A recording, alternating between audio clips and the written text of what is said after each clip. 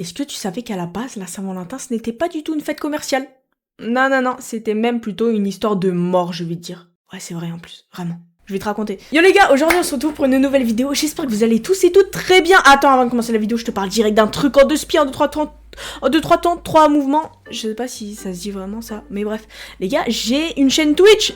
Elle est dans ma description en live du mercredi au dimanche à partir de 20h. Ça fait plaisir, mec, viens te régaler sur la chaîne. On est plusieurs, on est nombreux. On est nombreux. Pas trop. Non, on est nombreux, t'inquiète. Viens te régaler avec nous. Ça fait plaisir. Et on va kiffer. J'ai une chaîne de rediff aussi, au cas où des fois tu peux pas regarder mes lives. Mais bref, viens quand même, ça fait plaisir. On fait des reacts, on fait des trucs de jeu, on fait du IRL. Non, ça fait plaisir, gros. Viens maintenant, viens. Bref, les gars, du coup, aujourd'hui, nouvelle vidéo sur la Saint-Valentin. Mais sur la Saint-Valentin, qu'est-ce que c'est de base? Sur la vraie base de la Saint-Valentin, sur son origine. Je parle peut-être un peu trop vite, on va réduire la cadence, on va y aller tranquille. Et c'est parti. On est au 3e siècle, à l'heure où se passe cette histoire dans l'Empire romain. Salut à vous les gars, j'espère que vous allez bien. L'Empire, tu t'imagines, il est immense. Hein. Il est immense, frérot. C'est une dinguerie, regarde, tellement c'est immense. Bref, cet empire, il est immense, il est structuré et obsédé par l'ordre et la stabilité. Les humains, vous allez me dire les humains. Jusqu'ici, tout va bien en soi. Enfin, c'est normal pour l'instant. Rome ne contrôle pas seulement les territoires. À cette époque-ci, il contrôle les hommes, les corps, les croyances, les habitudes et la vie privée. Enfin, est-ce qu'on peut appeler ça la vie privée du coup? Non, je ne pense pas trop. Déjà, la religion à Rome, à savoir, elle n'est pas intime. Hein. Tout est politique. On n'est que dans la politique, voilà. Déjà, je pose les bases sur ça. Les dieux romains servent à maintenir l'ordre social. Ils servent tout simplement à justifier les lois, protéger l'empire. Enfin bon, voilà, bref. Il y a un empereur du coup, et cet empereur, il n'est pas juste dirigeant. Non, il est bien plus que ça. C'est presque une figure sacrée en fait. Limite, c'est une figure sacrée, littéralement. Pour te dire, lui obéir en fait, c'est comme faire un acte religieux. Voilà, ça va à ce point-là, c'est lunaire. Mais dans ce système-là, une nouvelle croyance va arriver, qui est tout simplement le christianisme, voilà, qui perdure encore aujourd'hui. C'est le christianisme, pour vous dire, c'est une religion qui dit qu'il y a qu'un seul Dieu, enfin, qu'un seul Dieu. Il y a 3 dieux, mais en un. C'est un peu compliqué. Au pire, je vous ferai une vidéo sur le christianisme si vous voulez, mais voilà. Et la religion du christianisme dit que Dieu est tout simplement au-dessus du pouvoir humain, en fait, littéralement. Et que tous les êtres humains ont la même valeur, voilà. Donc ça fait un peu chier l'empereur romain, quoi, tu vas me dire. Donc voilà, Rome, ils sont en pétard face à ça, je t'explique même pas, je raconte ça comme si j'y étais, je vous rassure, j'y étais pas, enfin je crois pas, peut-être. Mais pourquoi les Romains sont en pétard? Tout simplement parce que les chrétiens ne se plient pas à leur système de Ils refusent certains rituels, ils refusent de diviniser l'empereur, je les comprends, ça se comprend, voilà. Et ils vivent autrement, donc en gros tout ce qu'il dit c'est bro. Je vais peut-être, ouais. Ils vivent autrement, ils s'aiment autrement. S'aimer, pas semer des graines ou quoi. S'aimer, love, le love. Ils se réunissent discrètement, ils prient en cachette. Ils parlent d'amour, de fidélité, de sacrifice, de l'utilité et de la survie collective. Et ça, pour les Romains, c'est une abomination totale. En gros, les chrétiens deviennent une menace. Ils ont rien fait. C'est une menace. Voilà, je pose les bases. Alors, ils sont surveillés, ils sont dénoncés, ils sont condamnés et parfois exécutés publiquement, voilà, comme si c'était pas déjà assez. La peur, elle est constante, la méfiance aussi. Et avant même de parler de Saint-Valentin, il faut comprendre un truc essentiel que je vais vous dire maintenant. Attention, 3, 2, 1. Le mois de février était déjà sacré à Rome. Ouais, je vous raconte ça tout de suite. Allez, chaque année, autour du 13 et 15 février, les Romains célébraient une fête très ancienne. Profondément ancrée dans la culture, oui les amis, oui. Et cette fête se nomme les Lupercales. Ouais, c'est la première fois que j'arrivais pas à le dire, je disais Luperclacle.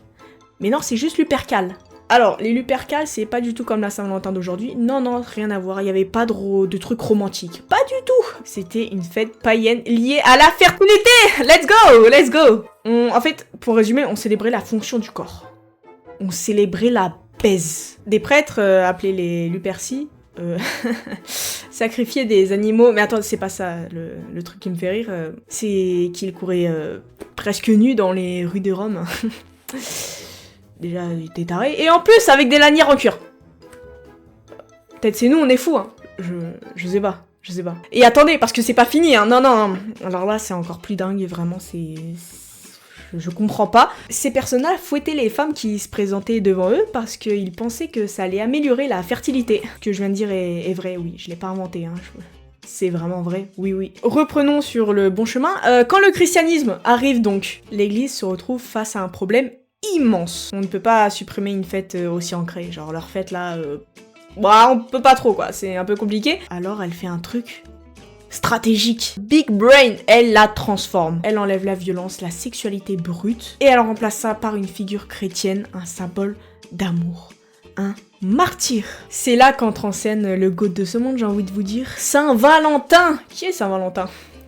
Laisse-moi 2 secondes que je t'explique. Saint-Valentin n'est pas un héros spectaculaire, il est plus. Saint-Valentin, c'est un prêtre. Mais pas n'importe quel prêtre, encore une fois, les gars. Saint-Valentin, c'est un homme discret, calme. Il est dans l'invisible, mais il reste visible, si tu vois ce que je veux dire. Ça ne fait pas partie du script, mais c'est pas grave. Il vit dans une ville très très ordinaire, vraiment tout ce qu'il y a de plus ordinaire, c'est-à-dire des rues en pierre, des marchés bruyants, des soldats omniprésents. Il vit lui aussi sous la surveillance constante du pouvoir. Enfin bref, il a la vie que tous les autres ont finalement, j'ai envie de te dire. Mais Valentin, pourquoi c'est le GOAT ? Tout simplement parce qu'il accompagne les gens, il les écoute. Quand il voit 2 tourtereaux qui s'aiment et qui veulent se marier, lui il est là, prêt à réaliser leurs souhaits. Et oui les gars. Mais le problème c'est que la loi romaine devient de plus en plus stricte et ils sont chiants à un moment. L'empereur décide d'interdire certains mariages, notamment pour les soldats. Pourquoi ? Parce qu'un homme sans attache obéit mieux. Je vais pas faire ça. L'amour est tout simplement vu comme une faiblesse, voilà. C'est être une timpe. T'aimes quelqu'un, t'es une grosse timpe. Mais Valentin, lui, il croit exactement l'inverse. Pour lui, l'amour rend plus fort. L'amour n'est pas un contrat administratif, mais un engagement crucial et sacré. Alors il fait un choix simple et dangereux, à vrai dire, ouais.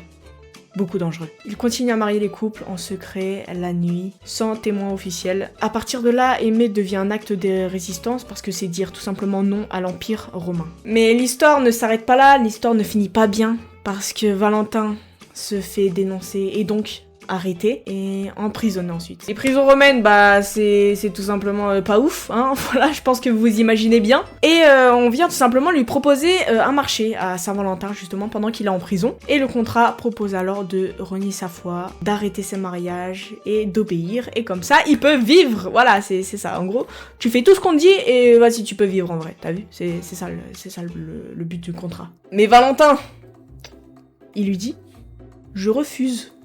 Ah ! Et Valentin, pourquoi il refuse ? Bah déjà il refuse pas par orgueil, non, il se dit juste qu'une vie sans amour pue sa mère. non, il l'a pas dit comme ça, ouais, je pense pas quand même. Non, en fait il croit tout simplement que une vie sans amour et sans vérité, bah ça n'a pas de sens. Ce qui est compréhensible en fait, je pense. Il est donc exécuté le 14 février. Et le 14 février, ça correspond à la Saint-Valentin aujourd'hui, voilà. Ouais, bah oui, aujourd'hui on est le 14, parfait. Donc bref, revenons-en à nos moutons, revenons-en à notre petit Saint-Valentin. Il est exécuté sans gloire, sans reconnaissance, dans un silence presque total. Et c'est justement ce jour-là que l'histoire bascule. Dans le christianisme, l'amour n'est pas une émotion passagère.